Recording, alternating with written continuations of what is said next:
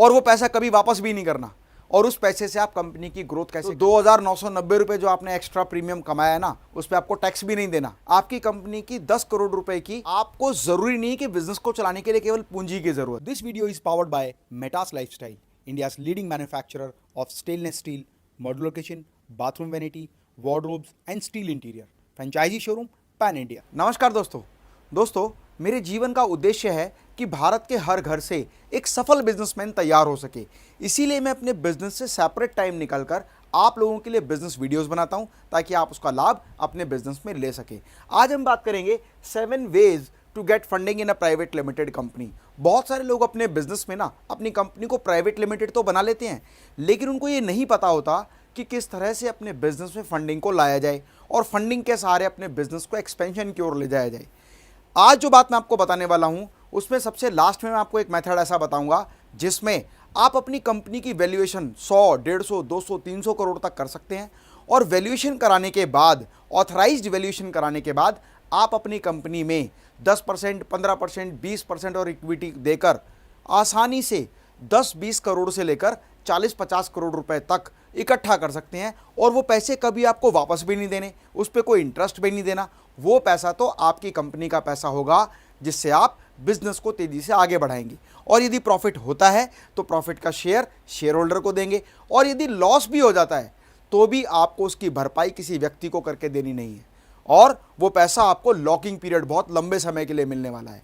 लेकिन इस वीडियो को ध्यान से समझिएगा, क्योंकि बहुत सारे स्टेप्स अगर आप स्किप करके देखेंगे तो आज का वीडियो आपके लिए वेस्ट हो जाने वाला है। अगर सच में आप बिजनेस को एक्सपोनेंशियल ग्रोथ तक ले जाने के लिए फंडिंग कैसे ली जाए ये देखना चाहते हैं, समझना चाहते हैं, तो ध्यान से इस वीडियो को देखिए दोस्तों, बिजनेस को ग्रो करने के लिए ना कैपिटल जो होती है वो सबसे बड़ा फैक्टर होती है किसी भी बिजनेस की बैकबोन के रूप में। मतलब अगर आपके पास बिजनेस में लैक ऑफ कैपिटल हो जाए ना, पूंजी का अभाव हो जाए, तो बहुत सारे बिजनेसेस डूब जाते हैं। बहुत सारे बिजनेस का सबसे बेसिक स्टेप डूबने का जो रहा है ना, वो लैक ऑफ कैपिटल रहा है। पूंजी के अभाव में बड़े से बड़े बिजनेस फेल हो जाते हैं। आज हम बात करते हैं कि किस किस तरह से हम आसानी से अपने बिजनेस में, अपने प्रोजेक्ट में, अपने बिजनेस प्लान में या प्रपोज्ड प्लान को दिखाकर आसानी से फंडिंग ले सकते हैं, जिसमें बहुत सारे ट्रेडिशनल मेथड भी हैं और एडवांस मेथड भी हैं। ध्यान से इस वीडियो को देखना। सबसे पहला जो मेथड है वो है बैंकिंग फाइनेंस। हम बैंक से अपने बिजनेस के लिए, अपनी प्राइवेट लिमिटेड कंपनी के लिए फाइनेंस ले सकते हैं। और आप जानते हैं कि लोग प्राइवेट लिमिटेड कंपनी इसलिए बनाते हैं ताकि उनकी लाइबिलिटी लिमिटेड हो। जो प्राइवेट लिमिटेड शब्द है ना, उसमें प्राइवेट का मतलब है आप लोग, और लिमिटेड मतलब लिमिटेड लाइबिलिटी। आपकी जो देनदारी है वो निश्चित है, मतलब जितनी आपकी कंपनी की वैल्यूएशन है, अगर आपको लॉस हो भी जाता है तो जितने के शेयर हैं उतना ही पैसा रिकवर किया जा सकता है। जैसे मान लेते हैं आपकी कंपनी की 10 करोड़ रुपए की इक्विटी की वैल्यू है, तो 10 करोड़ से ज़्यादा की वैल्यूएशन आपसे कोई चार्ज नहीं कर सकता अगर आपकी कंपनी बैंकरप्ट हो जाती है या डूब जाती है। आपकी एसेट्स को लिक्विडेट करके 10 करोड़ रुपए ही वसूल किए जा सकते हैं। आपकी पर्सनल एसेट, पर्सनल चीज़ों को उसमें शामिल नहीं किया जाता। तो सबसे पहला है बैंकिंग फाइनेंस। अब बैंक किस किस तरह से फाइनेंस करता है? सबसे पहले बिजनेस प्रोजेक्ट के लिए, अगर आपके पास कोई वाइबल बिजनेस प्रोजेक्ट है तो आपको बैंक फाइनेंस कर सकता है। यहाँ ज़रूरी है कि वो प्रोजेक्शन जो है उसमें आपको पैसा किस लिए चाहिए, वर्किंग कैपिटल के लिए चाहिए बिजनेस को चलाने के लिए, या प्लांट एंड मशीनरी को सेट करने के लिए चाहिए।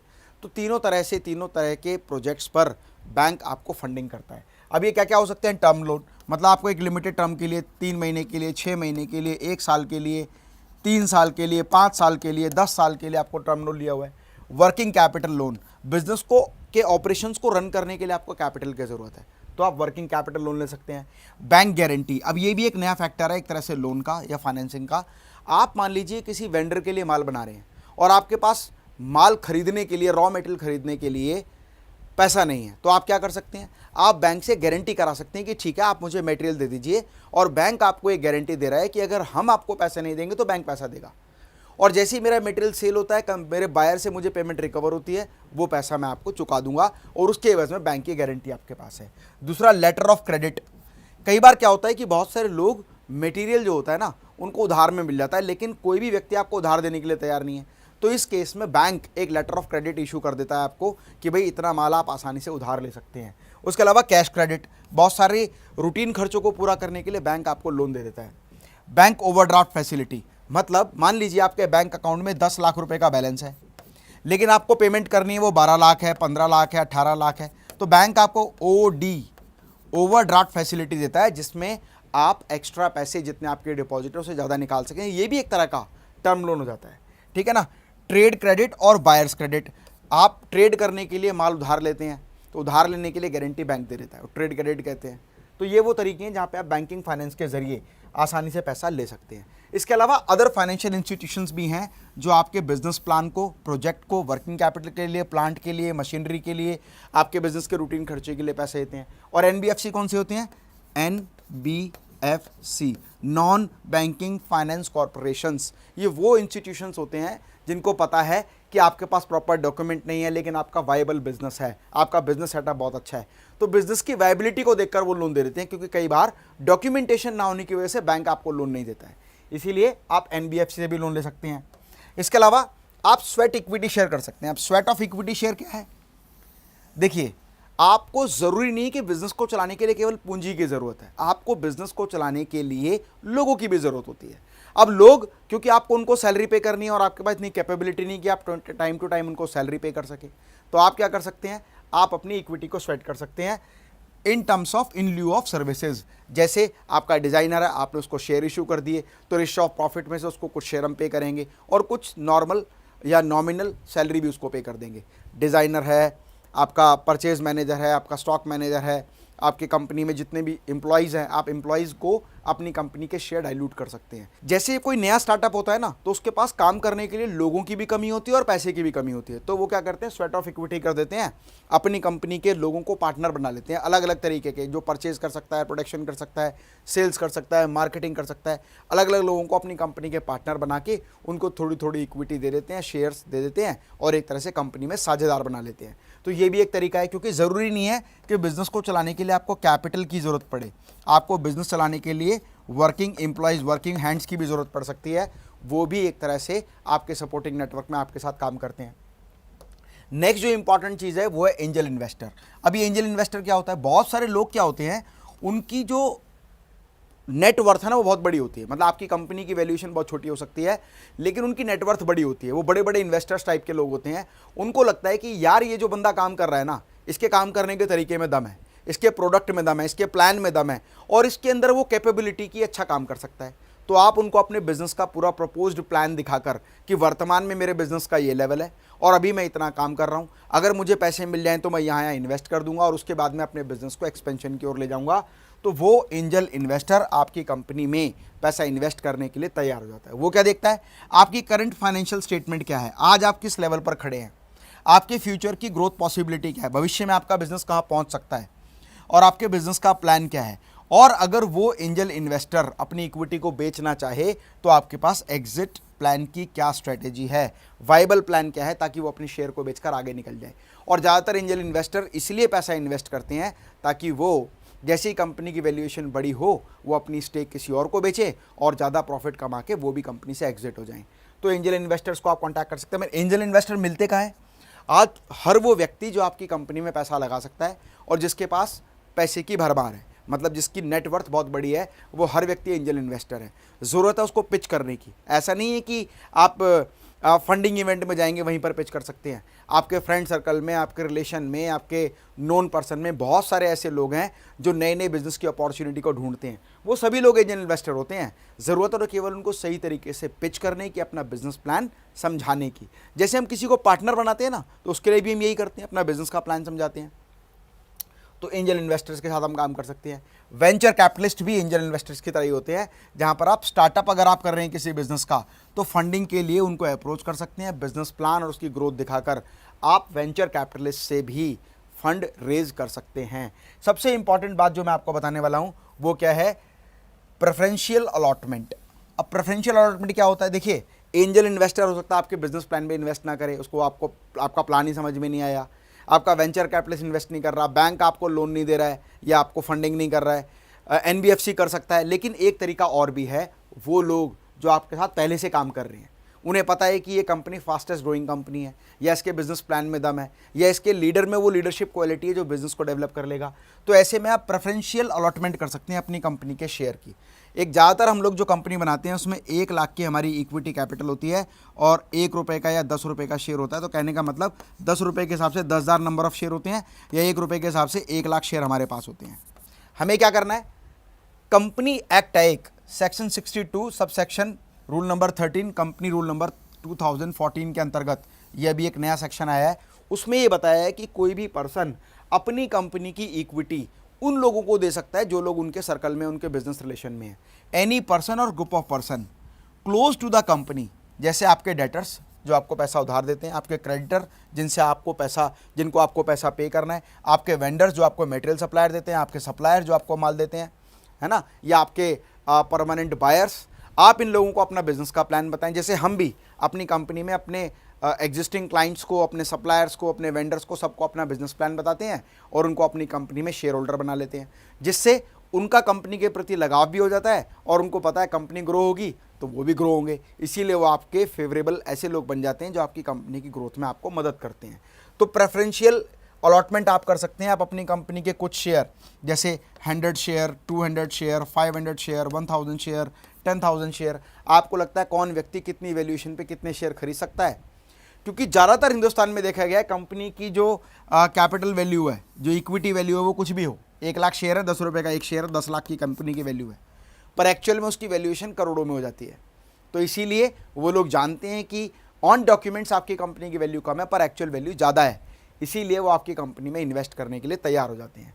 अब जो तरीका मैं आपको बताने वाला हूँ ना, वो ऐसा तरीका है जिसमें आपको अपनी कंपनी की वैल्यूएशन ऑथराइज या लीगल तरीके से अपनी कंपनी की वैल्यूएशन क्रिएट करनी है और वैल्यूएशन क्रिएट करने के बाद वो शेयर प्रीमियम वैल्यू पर, मतलब 10 रुपये का जो आपका एक शेयर है उसको प्रीमियम वैल्यू पर लोगों को अलॉट करना है और अलॉट करने के बाद वो फंड रेज करना है और उस पर जो आपको प्रीमियम अमाउंट आपने चार्ज किया, सपोज 10 रुपये का शेयर है, 3,000 का आपने शेयर बेचा है, तो 2,990 रुपये जो आपने एक्स्ट्रा प्रीमियम कमाया है ना, उस पर आपको टैक्स भी नहीं देना। उसका तरीका क्या है और वो पैसा कभी वापस भी नहीं करना, और उस पैसे से आप कंपनी की ग्रोथ कैसे करेंगे इसके बारे में आपको पूरा प्लान बनाना है। तो उसका तरीका क्या है, अलॉटमेंट ऑफ इक्विटी शेयर।